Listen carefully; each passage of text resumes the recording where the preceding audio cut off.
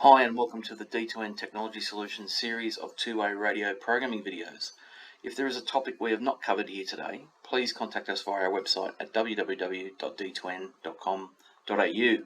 If this video does manage to save you some time or a phone call, please feel free to hit like and or subscribe to our channel. Today we will be showing you how to program a Hytera radio with an analog listen-only channel. This is very common for our motorsport customers who are wanting to add a race control channel to their radio, but can also apply to various other users. So, let's get started. First step is to open up the Hytera software, which you see we've got open, and then we're going to bring the file for the radio in. If you haven't read your radio, you'll need to read the radio via the programming cable. I've already got a file loaded here, which you can see is for a PD662. This process I'm going to show you applies to the PD4, PD5, PD6, PD7, PD9, HP6 and HP7 series of radios. It's exactly the same regardless of what your model is.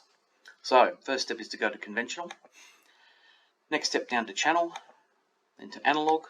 Click on the first channel, and the first thing we're going to do is rename the channel.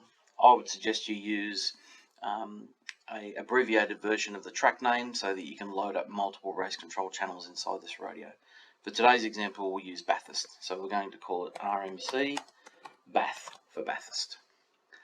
You do not need to change any of these settings here, so leave all these alone. The next thing you need to do is check on the RX only box, and you'll see that has grayed out the transmit side of the radio. Next step is to put the frequency in. The frequency can be found by the track manager or the category manager for the racing that you're doing. It's normally supplied in an email. It'll give you a frequency and it will give you a PL tone, both of which you'll need. So let's type the frequency in. We're going to use a dummy frequency today. We'll call it 465.0125 in megahertz. Next step is the PL tone. You can see here there's three different types of PL tones. Please make sure you get this correct, otherwise you will have no audio. Again, for today's example, we use CTCSS, and we're going to use a PL tone of 100. Again, you do not need to change any of these settings below here. Leave all of these exactly how they are, as per the radio setup. Next step is go to zone.